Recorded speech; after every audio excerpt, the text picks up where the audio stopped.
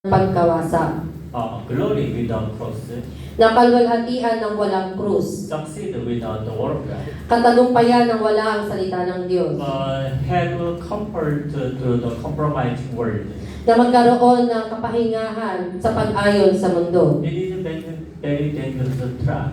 Ito po yung panganib na bitag. Because during we live in this world, Sapagkat habang po tayo'y nabubuhay sa mundong we ito, will face many kinds of temptation, especially material. tayo po ay daranas ng iba't ibang uri ng tukso, lalong-lalo na po sa material. Or sometimes we take easy way than suffering, take the suffering. O minsan, ang mas dinaraanan natin ay yung madaling paraan kaysa dun sa paraan na may mga pagsubok. But we have to remember, it is a trap of Satan. Pero tandaan po natin, ito po yung bitag ni Satanas. We have to overcome suffering even it is difficult. Kailangan po natin mapagtagumpayan, madaig ang mga pagdurusa kahit po ito ay mahirap. Not compromising to the word. Na hindi po tayo makikiayon sa mundo. And God promised those who worship Him, At ipinangako ng Diyos sa mga sumasamba sa Kanya. that is eternal glory in heaven.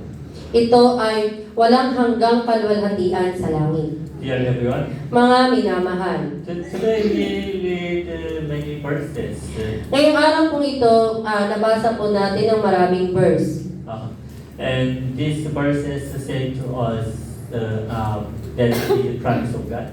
At sinasabi ng verse na ito na merong pangako ang Diyos.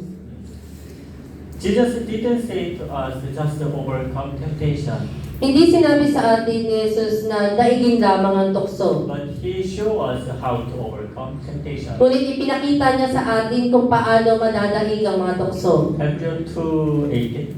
Sabay-sabay sa aklat ng Hebreo chapter 2 verse 18. Sapagkat siya may tinukso at nagbata, kaya ngayon matutulungan niya ang mga tinutukso. Amen.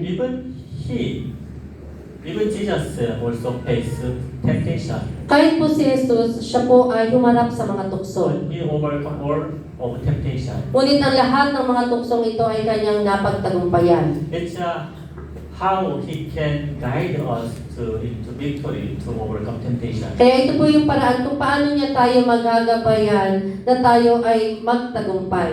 He overcome all of temptation with the word of God.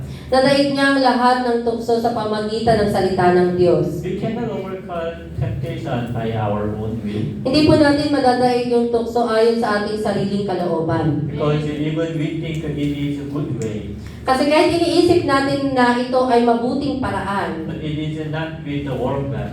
ngunit kung wala ang salita ng Diyos, It guides us to trap of Satan. gagabayan lamang tayo nito mula dun sa bitag ni Satanas. So we can overcome temptation through the power of the Holy Spirit who within us.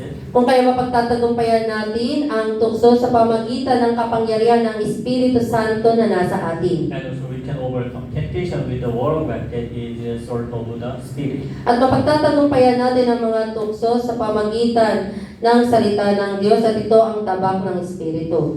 So if you face temptation, Kaya kung ikaw ay humarap sa mga tukso, you have to hold the word of God. kailangan mong panghawakan ang salita ng Diyos. If you are fall into spiritual pride, Kung ikaw ay bumagsak dun sa espiritual na pagmamataas, to be humble and accept serving of God.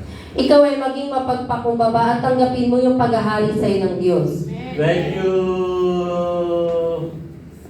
have to compromise with the word, Kapag ikaw ay umayon sa mundo, you have to declare away from me, Satan. kailangan mong ideklara na, Satanas, lumayas ka sa akin. Just worship God continually. Patuloy ka lang sumamba sa ating Diyos. We still have a flesh. Meron pa rin po tayong katawan. We still live in this world. Nabubuhay pa rin tayo sa mundong ito. It's why we will continue to face the suffering and temptation. Kung kaya patuloy po tayong haharap sa maraming pagsubok at mga tukso. That time, how you will overcome your temptation? Sa oras na yun, paano mo madadaig ang mga tuksong ito? Or you just compromise with the temptation? O aayon ka na lamang ba dun sa tukso? One, your decision. Ano ang iyong desisyon? Sometimes temptation of Satan is look like good. Kuminsan, yung tukso ni Satanas ay mukhang mabuti. It's better than now situation now. Na okay, o mas mainam yung sitwasyon ngayon. But we have to remember, Ngunit dapat po nating alalahanin. never compromise with the world.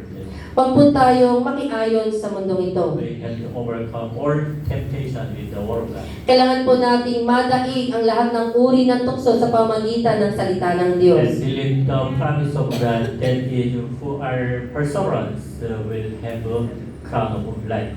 At maniwala tayo sa mga pangako ng Diyos at tayo magkaroon ng pagtitiis at tayo magkakaroon ng putong ng buhay. I bless in the name of Jesus Christ.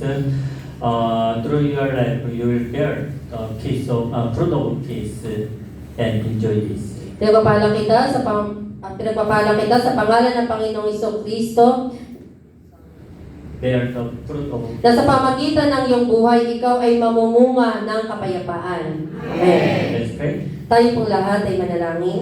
Pray for repentance if you